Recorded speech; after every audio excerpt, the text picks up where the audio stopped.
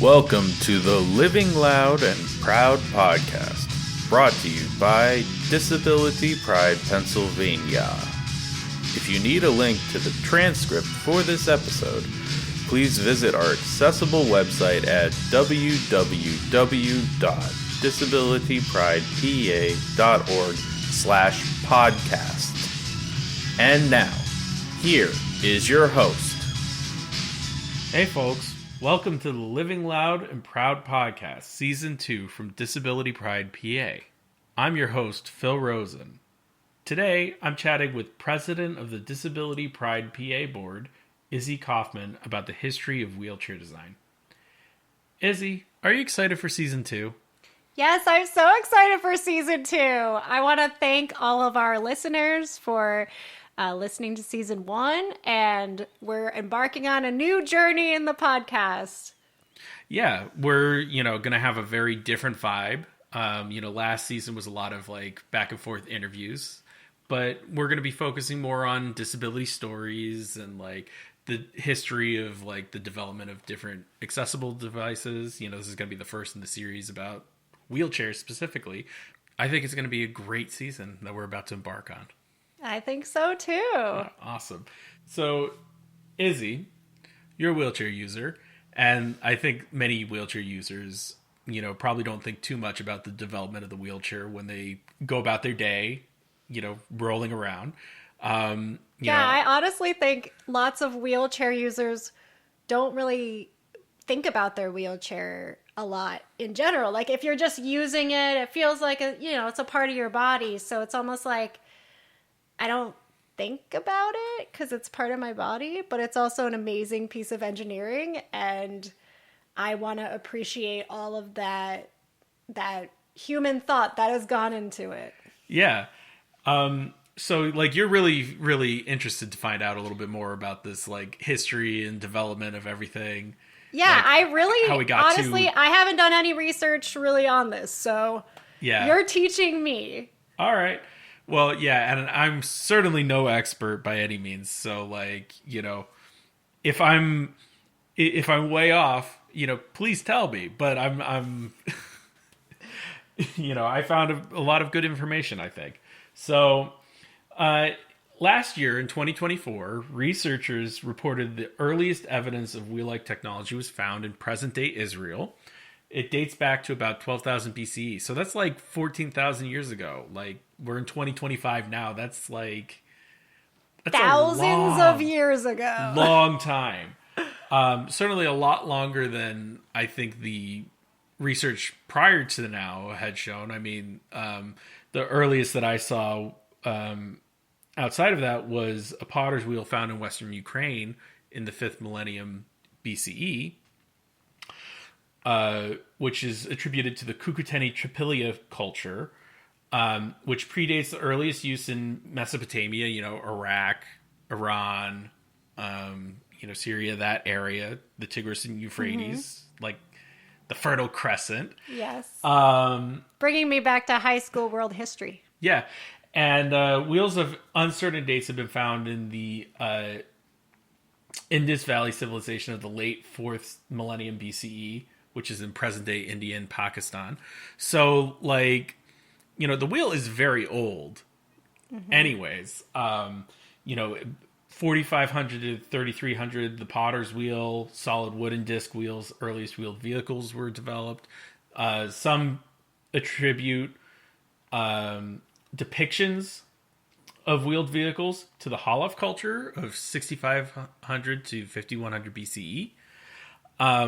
Do you know what the wheel vehicles looked like? Can you describe it a little bit, or honestly, I did not get that far in my research, so I can't actually confirm or deny, but I imagine they would be similar to wagons or chariots. Mm-hmm. Things that would transport humans or items around. Mm-hmm. But there was no evidence for using wheels of any type by the Holov culture. So they just have the depictions. So interesting. It could just have been some artists that were So you're saying the depictions were like they were painted? Yeah, like on pottery. That's really cool. Yeah. And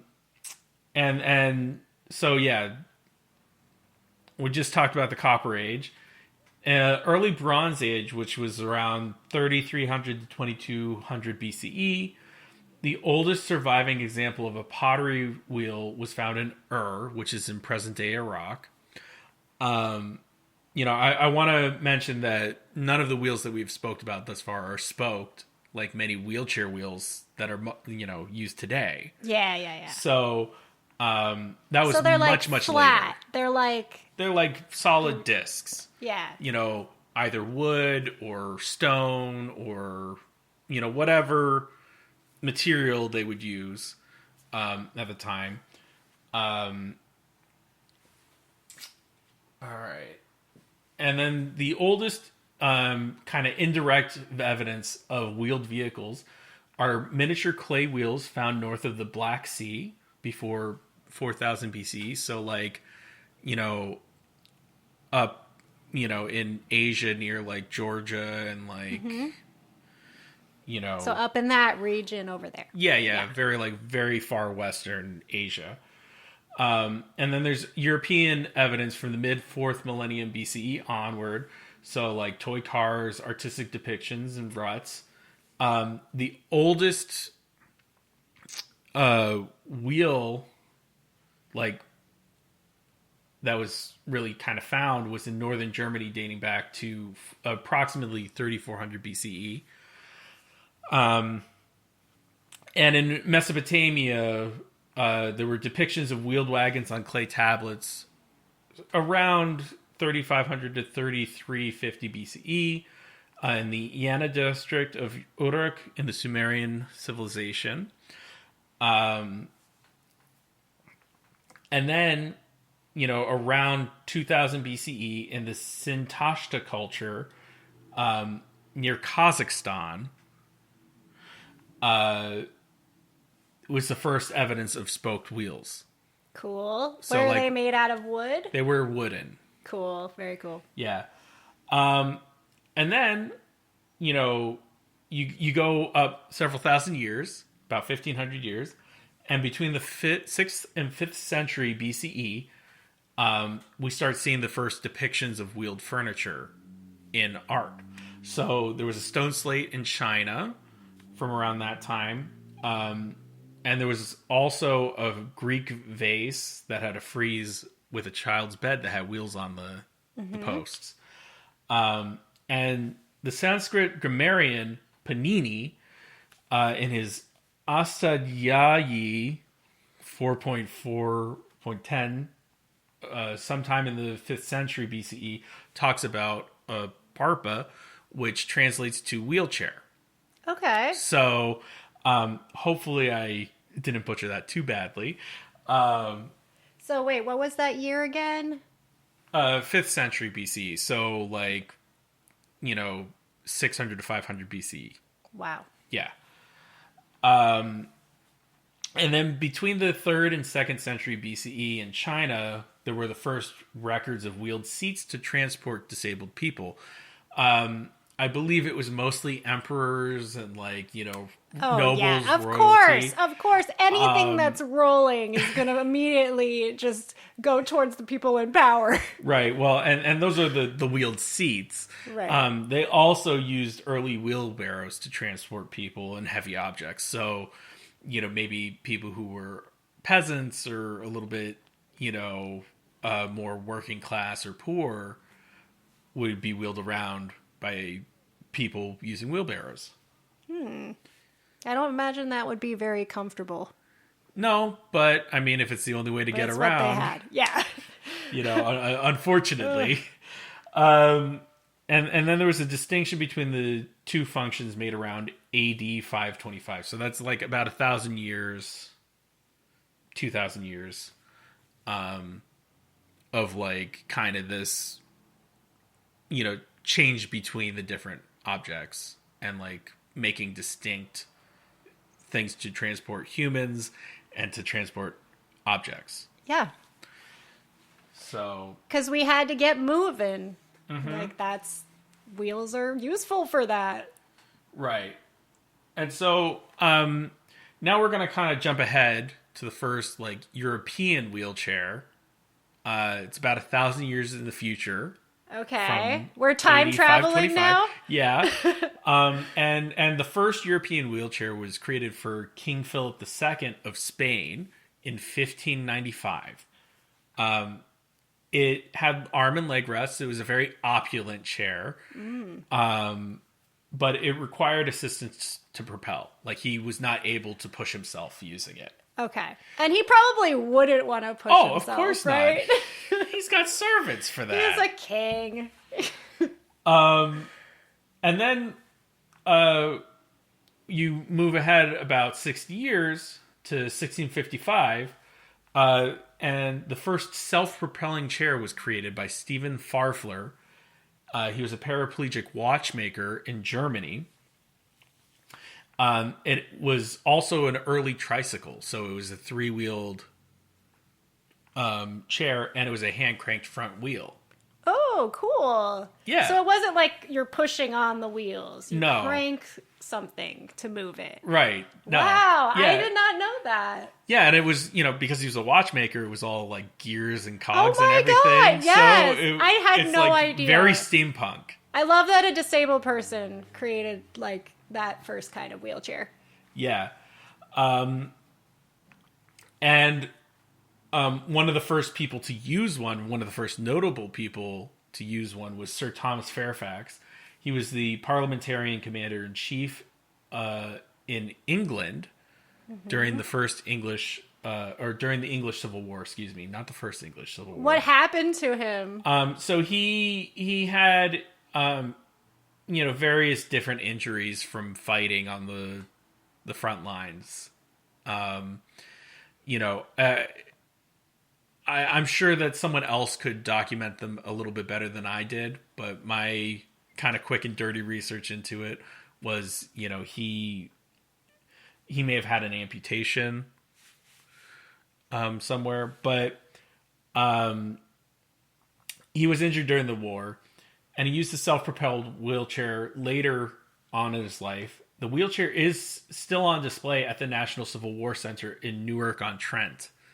Where is that? In England. Oh, Newark-on-Trent. Yeah. Yeah. Okay, so you can go see a wheelchair in England. Yeah. That's pretty cool. I gotta put that on my bucket list. Yeah, and I believe he was prime minister in the later years of his life as well. So that's a big reason why that wheelchair is preserved in the way that it is. And then you get a little bit later on in time, and the bath chair was created. It's very similar to like a modern day stroller. It was propelled by hand or animal. Later versions were a lot more like the modern day like medical wheelchair, so like, or hospital style wheelchair. So like that standard size. Yeah, the standard, like it just folds up and like all that. It required an attendant to propel. And it was often seen at spa resorts in the late 19th century. Two notable places were Buxton and Tunbridge Wells, I believe in the UK. Don't quote me on that.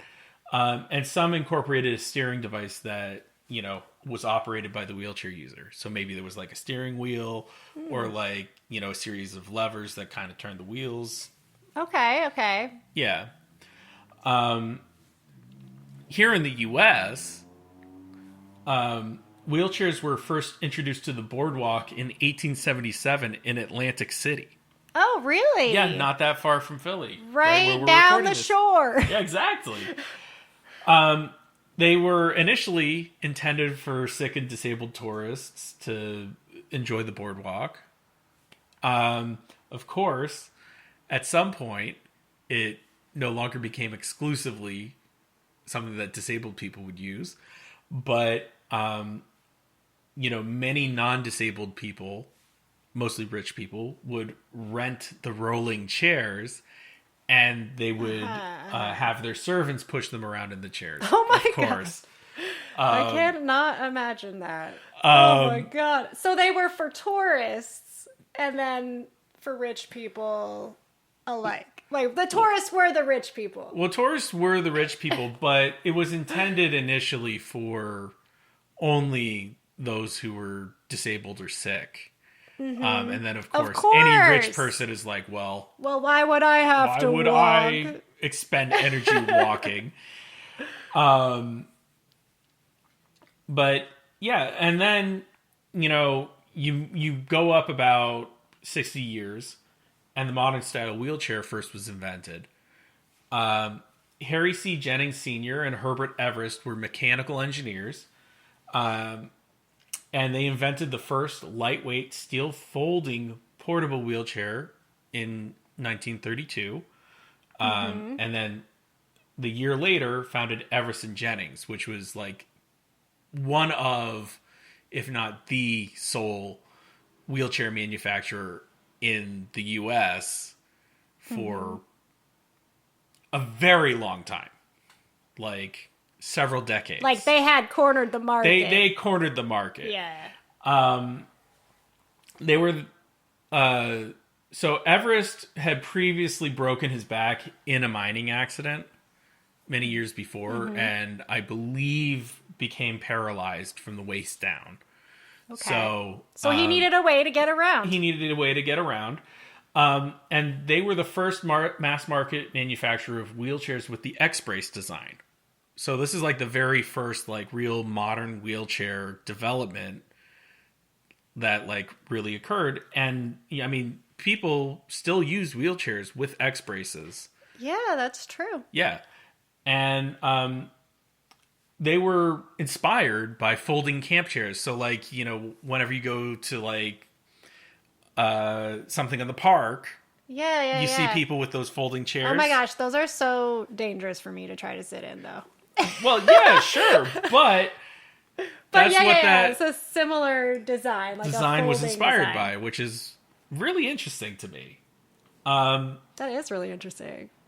And then in 1952, Canadian inventor, engineer, and designer George Klein was working on a project from Canadian Veterans Affairs to develop the first electric wheelchair to help paralyzed World War II veterans restore mobility. Okay. So, this is like the first electric wheelchair, Yeah, I'm sure they were very like DIY looking and quite, I don't know. It's interesting. I gotta look up what they look like. I can't confirm or deny that. But what I can say is the chair started to be marketed by Everest and Jennings 4 years later in 1956. Oh. So it hit the market 4 years later. Okay. So the company that cornered the market also cornered the market on electric wheelchairs. Well, of course. Yeah. I mean, it's not that unsimilar from what it is right now. Right. And, it is interesting too, because like when you first like start reading some of the stuff about like the first kind of modern wheelchairs, some of the advertising copy is definitely something that would be considered insensitive today. Mm-hmm. I mean, using words that are just completely fallen out of favor. Yeah. Like this is history, and we know disability slurs. History is full of this. I definitely saw one that, and I don't know why this is sticking in my mind, but it talked about the invalid chair. Oh God! Which is like, why? No. I mean, I know that was a very common term, and then back then too, there were like laws, and I honestly don't know exactly when these laws were enacted, but there was something called the ugly laws. Oh gosh, where they tried to hide, people with disabilities, put them in jail, put them in institutions. So I imagine that's co-occurring during some of this like wheelchair development. For sure. And like some of those ugly laws too. I mean, they discriminated against women that had mustaches and stuff too. Yes. It's like yes, very kind of broad like strokes that were being brushed with a lot of those laws. But anyways, I just thought I'd mention that, because like now we have marketing that's very different surrounding wheelchairs, but I still think there's some pretty terrible wheelchair marketing. Oh, but I can't give any examples right now. I'm not saying it's necessarily any like. But I'm like, oh my gosh, like, I don't know. I see the wheelchair as like freedom, and at this point in history, there are disabled people using the wheelchairs, right? So, they're getting at least some freedom, even during that time, right? All right, well, so if we jump forward about 33 years to 1979, that's when the Quickie Wheelchair was introduced by Marilyn Hamilton, Jim Okamoto, and Don Hellman. This was like a time when these designers were looking at the wheelchair and they were like, how can I make this better? How can I help improve the design of it? Using different materials, aluminum, titanium, make it lighter, improving the aesthetics. So the lines of it and the way the frame was designed was better.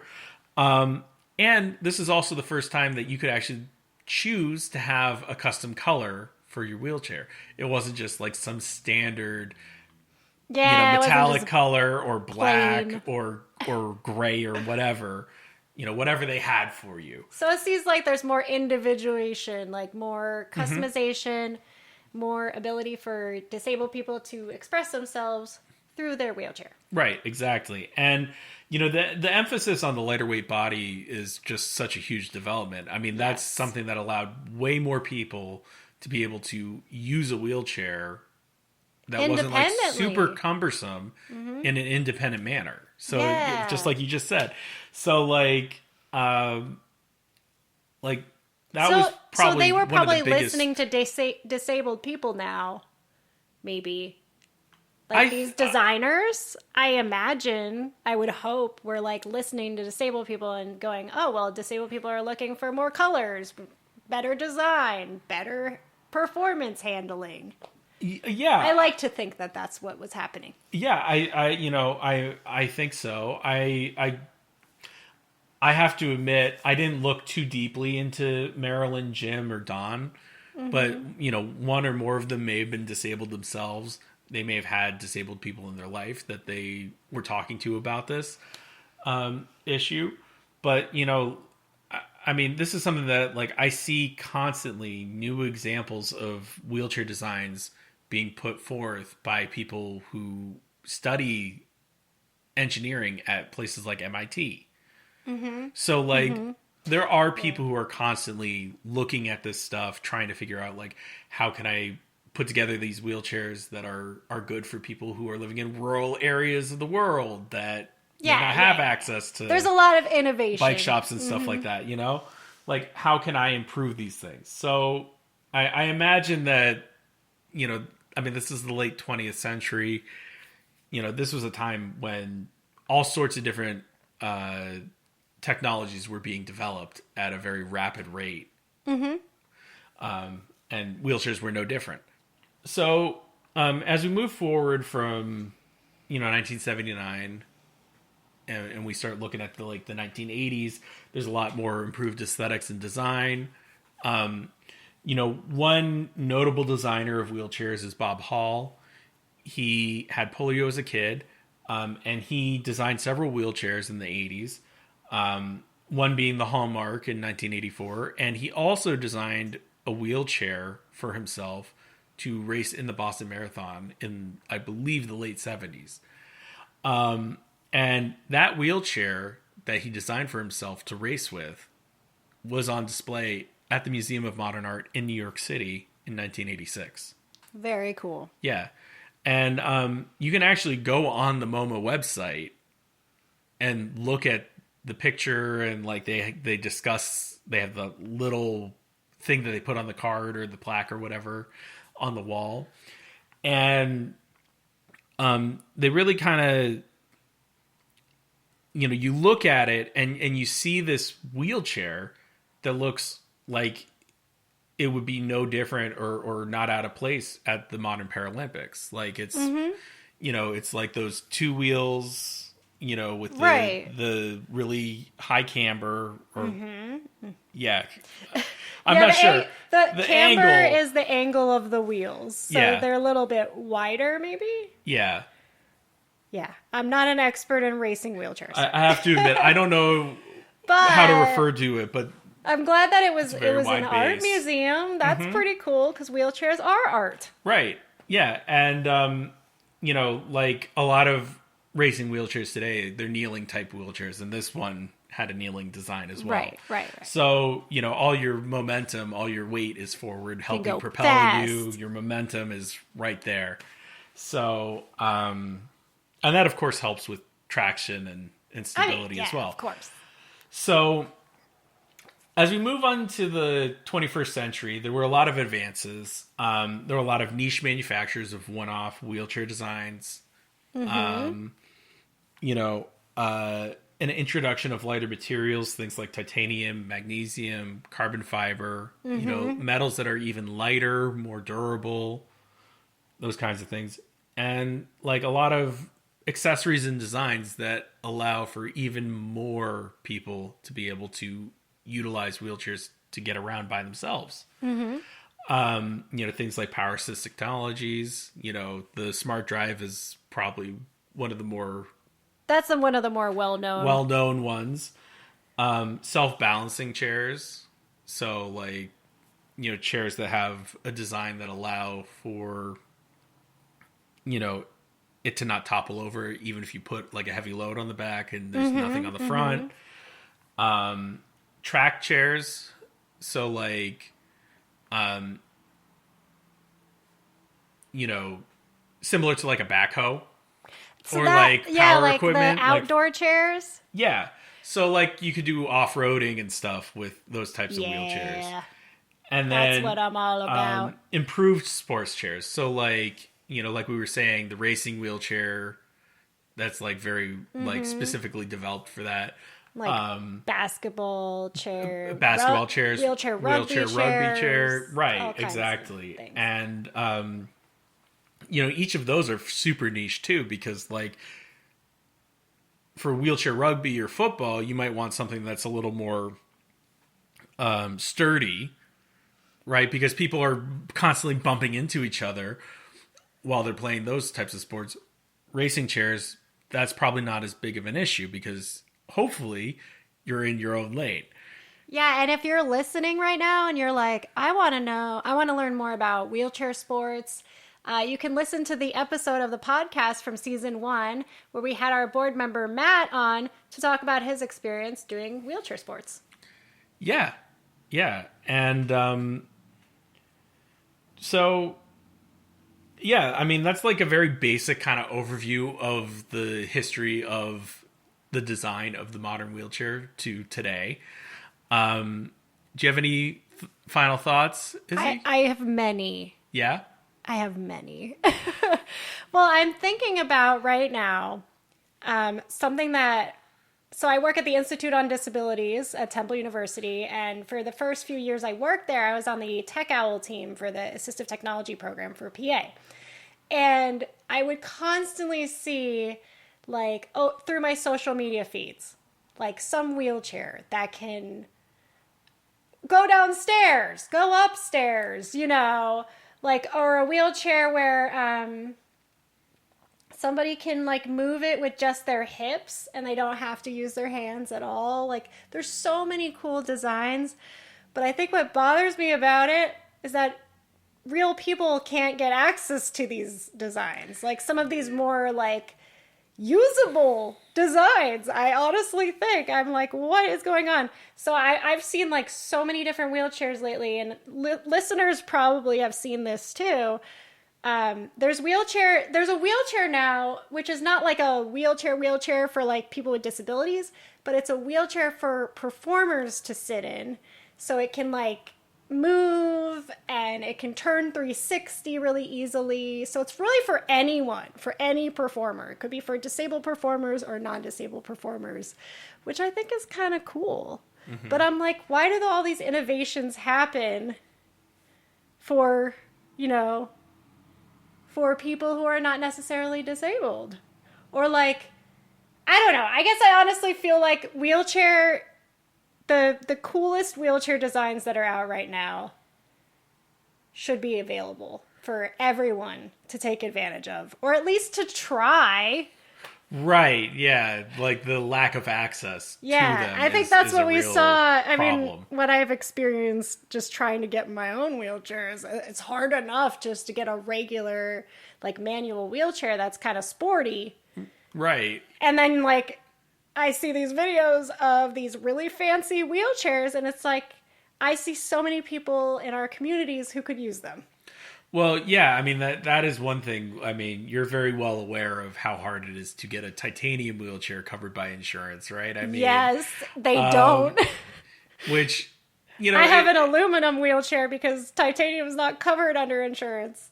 Well, and I find that wild just because it's like, like having a lighter material would reduce strain on people's arms and shoulders. Right. We're getting there, though, maybe. and might prevent, expensive surgery down the line. But, I could talk about this for literally days. It's a soapbox. Yeah. When did we forget as a society to look past the next quarter for profits? Like, right. Why are we so focused on that rather than the overall health and just well-being functionality for real people and saving money? But that's neither here nor there. Yeah, like you start getting into dangerous waters talking about that. Yeah, but I appreciate you walking me through this short timeline, and I think now that I know a little bit, I can look up some more and dig into it even further. Yeah, of course. That was kind of the whole point of this, series, is to like start really looking at some of these devices that people, kind of just go about their day, don't think about too much. Like the only time that you think about your wheelchair is when, either something's going wrong with it or you don't have the ability to access a place because, Yeah, maybe not always. I love my wheelchair too. I think about how much I love it.